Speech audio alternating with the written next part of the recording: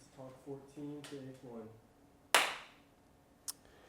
In the last talk, we were discussing how natural materials, natural forces in nature, wind, rain, topography, erosion, natural movements of behavior and activities of human beings, natural shapes and forms in our physiognomy, all have contributed to creating architectural form that is based in nature and biology and organisms. In this talk, we're going to take it one step further and look at how clearly this is an inspiration for some of the most iconic and beautiful buildings in the world.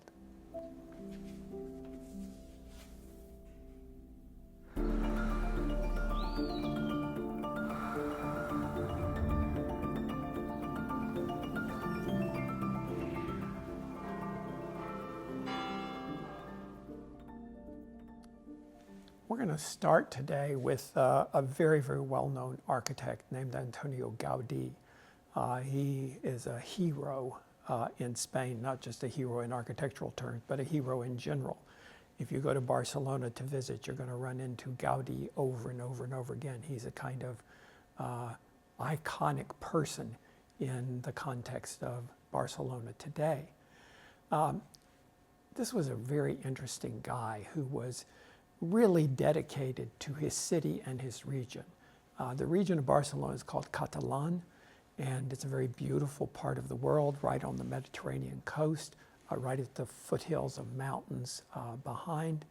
And Antonio Gaudí lived his whole life in Catalan, in Barcelona, and was a real student of this region and a real aficionado of nature in that region. So in Barcelona, it's in a kind of valley here that has this rugged coastline along the Mediterranean, and then this row of hills that turn into mountains just around the periphery. And just outside of that first row of hills is this mountain called Montserrat. And this is one of Gaudí's favorite places. And it's a very weird mountain where there are these kind of spiky tops to the mountain here at Montserrat. But we're going to see how Gaudí's love of the region and of the natural qualities of the region, of the coastline and of Montserrat, began to be the inspiration for one of his most famous buildings, the Casa Mila. The Casa Mila is in the very center of Barcelona, and today it's a very important tourist destination. It takes some of those qualities in plan that Hector Guimar was dreaming of doing, this totally organic building, and it completely does it. He basically is thinking of the building almost as an eroded coastline, so that this could be like the coast of the Mediterranean. You're seeing how the waves over time begin to erode at the stone there. You're seeing how the waves might have washed in and created eddies of courtyards within it, but all of it as if it might have been made by nature itself. The building is built around two courtyards that you enter off the street on the lower level, and then all of the apartments have rooms that are very often oddly shaped, but organically shaped according to the kind of movement and behaviors of people within them, and also forces not only of the kind of erosion of stone, but also moving air through the building. Barcelona is a very hot climate, and these light wells were a way that you had air moving through the building and through the apartments and out these ventilators at the top. So there you can see very clearly this kind of wavy coastline that's inspiring some parts of the building. And you're also seeing the profile of Montserrat and these kind of towers. And he even makes on the rooftop, there's a recreation area. You're in the middle of the city. So he thought, well, how wonderful to be able to go out and kind of take a nature hike on the top of the building. So there are these little mountains that are made all over the top of the building, these ventilator shafts that air comes in off the street. It goes through the apartments as the warm air rises. it creates a kind of ventilation system that exhausts out the top. They become the kind of peaks of Montserrat and this very interesting roofscape that's meant for recreation. So everything in the building is organic forms. This gate, which might have been pickets in another kind of building, but now is completely loose, very dynamic forms, again, made out of metal in a similar way that we could see Guimard in the last talk, using that fluid metal to make architectural form. On the outside of the building, we see these great piers out of stone, and the stone finish is not smooth. It's more like weathered stone, where the wind and the sand blowing and the water rough up the stone a little there, like great coastal stones, and eroded in the way that the sea might have eroded the stones on the coast. And then even on top of that, we begin to have like seaweed has found its home in some of these terraces and crevices there. And that actually is the handrail for all the balconies of the apartments in Casamila. And when you go out there, you get this very seaweedy, organic shaped metal that is your protection against falling off the balcony there. So everything very much attuned to these natural sources of form. And when you're inside the apartments, again, very fluid spaces, not rigid, but all about movement from room to room, and hallways that are not rectilinear hallways, but are very soft curves in the building and throughout the apartments. Absolutely beautiful apartments inside. Everything about the building is really sourced in things that he could observe in the region of Catalan, and very much inspired by those things he cared about and he enjoyed when he took his hikes in the mountains and around that region. So that building very clearly is influenced by the region and his appreciation of it. Maybe even more so, his project for Park Güell takes an edge of the city and the natural environment of that edge as it's beginning to go up in the hills and looking down over the city of Barcelona and seeing the Mediterranean beyond. And this then becomes a beautiful location for what was initially a kind of real estate development, where this would be public space for exclusive homes that were in the region, but very shortly thereafter was actually turned into a much more public park. And on the upper part of that park, there is this terrace for festivals and gatherings. Below that terrace is a wonderful mercado where there was a fruit and vegetable market down there. As you're on this upper terrace and you're looking over the city, the edge of it is like the coastline of the Mediterranean, very wavy and articulated edge. It's made out of materials that are very flexible. These are sort of remnants of old ceramics that had been taken out of buildings over the ages, but they're also very much shaped to the human body as you sit on these benches or make out like these two lovers are doing right there. There actually are like little lizards and animals of the Catalan region that are depicted here. This one becomes a little fountain. This guy's getting his water cup filled up in that fountain. But again, everything based on natural forms in the region. And then as you get higher up in the park, you begin to get to the more arid, kind of rugged parts of the park. And these are made out of stone.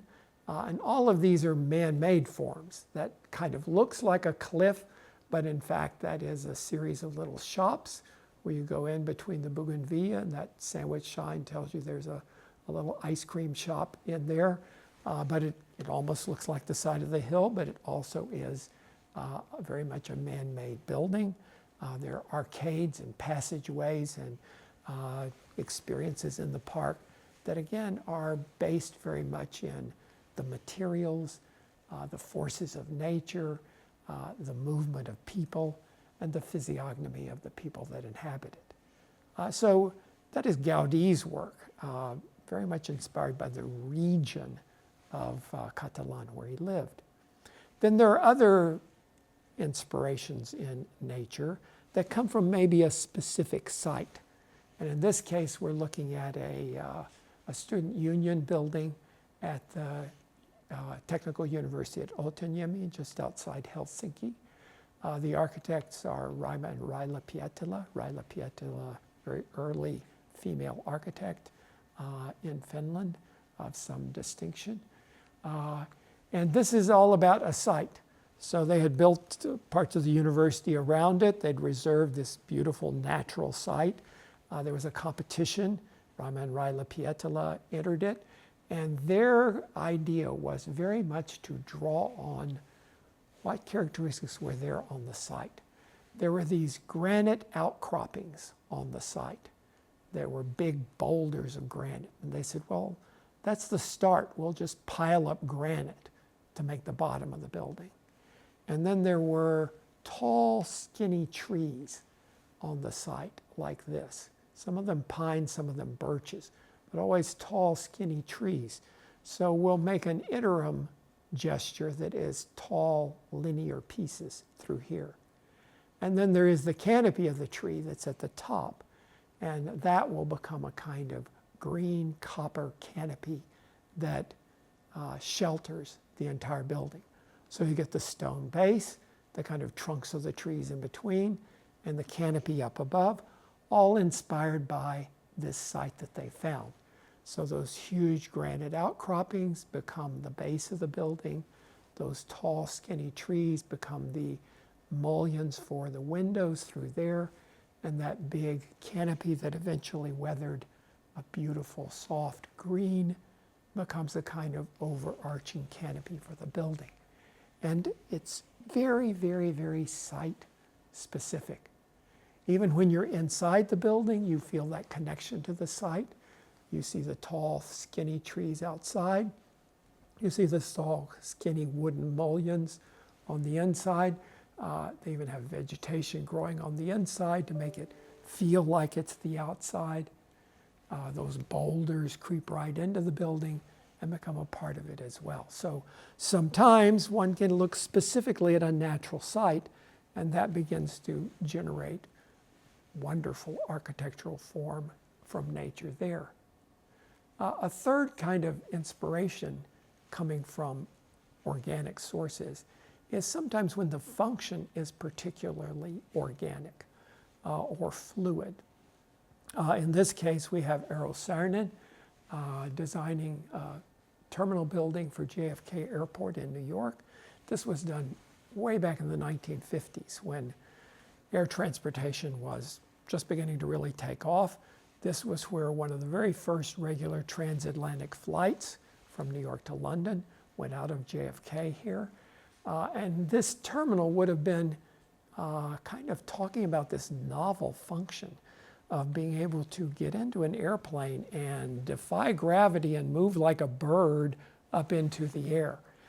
So the shape and form is all about drawing you in as you come in a car, get dropped off by the taxi, you flow into the building here, and then from that, these almost dragon-like forms, these big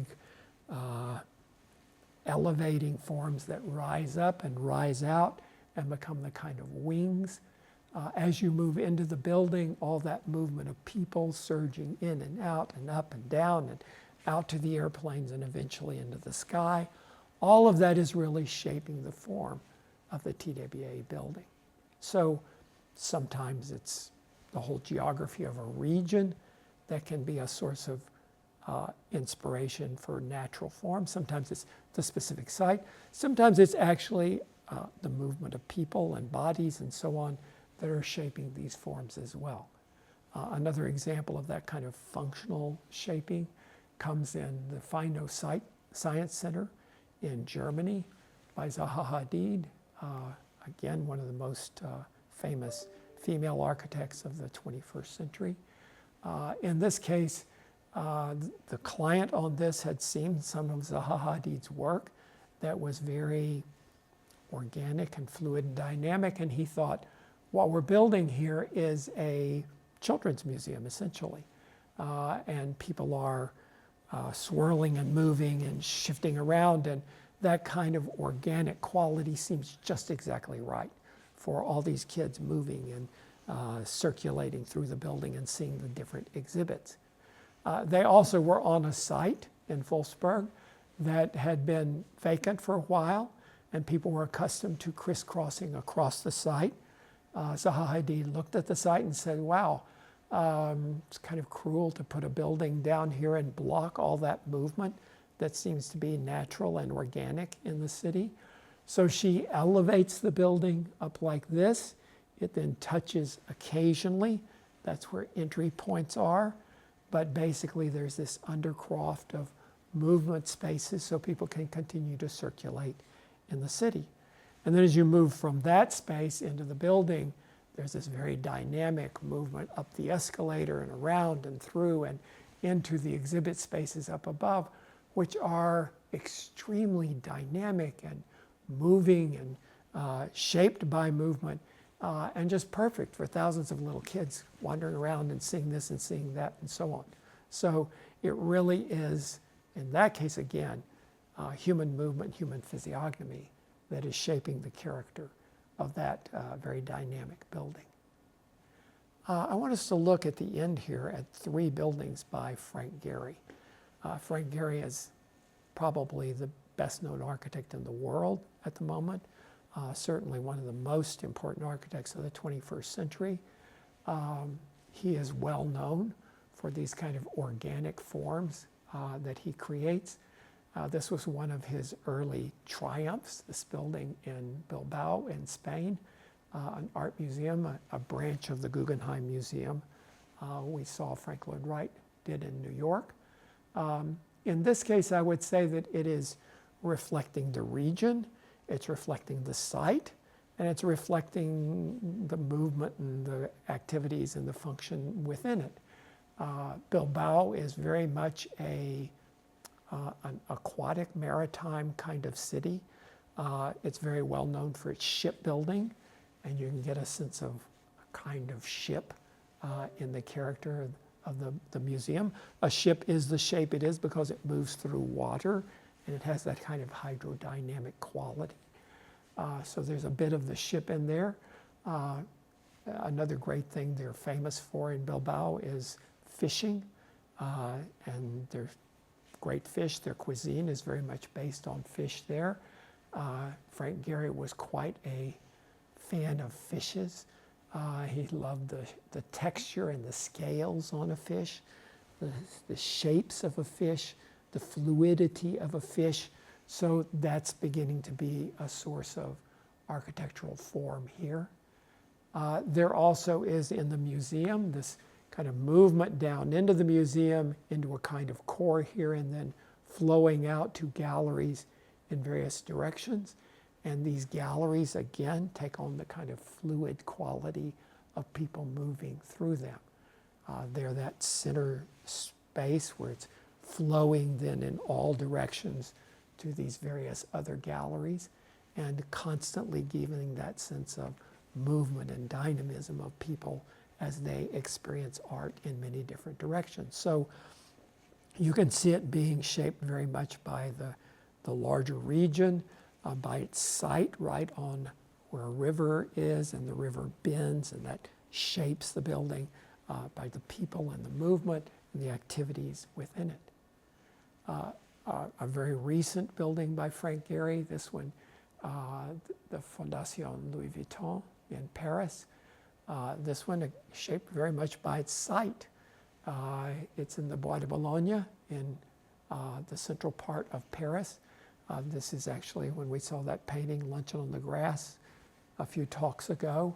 That was in the Bois de Boulogne. This is the current state of the Bois de Boulogne, this beautiful park near the center of Paris in the Eiffel Tower.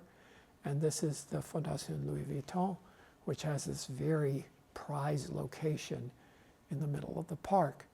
And the building is really meant to engage with nature in the park. It interlocks, it reaches out. It hasn't got a hard boundary. It's got a soft boundary where you kind of don't ever see the clarity of a distinction between inside and outside, between natural and man-made. So it's embracing the park and the green and draws up into the building these very dynamic spaces of water and of open space and of sun and light and vegetation, so that all the way up in the building at every level, there is this kind of continuity of the park and the vegetation moving right up in the building. And all of the building's forms are these more organic, curvilinear, shapy forms that embrace that natural environment. So it's shaped by its site, but it also is shaped very much by the movement of people, again, in a museum environment, as we saw in the Guggenheim in Bilbao. And in the cafe here, we even see some of the same sort of fish qualities in some of the light fixtures that he's creating in that area. So the third building, and there you can see Louis Vuitton sitting in the Bois de Boulogne in the center of Paris. The third of these buildings by Frank Gehry is the Disney Concert Hall in Los Angeles. And in this one, there's a very interesting clarity between the different kinds of functions, some functions that don't generate natural or organic forms. These are offices, administrative places for the symphony. They're very static, very regular, very repetitive, and there's no particular source of form in nature, biology, or organisms there. But then when he speaks of another kind of function, the function of making music, the function of people gathering and swirling and moving in this space, there actually are two concert spaces. One is a chamber music space here, and the other one is the larger concert hall here. Each of those expressed in different kinds of shapes and forms that are quite different from the base, which is that more regular, more repetitive, more organized space, and then the more dynamic expression of music, expression of people moving.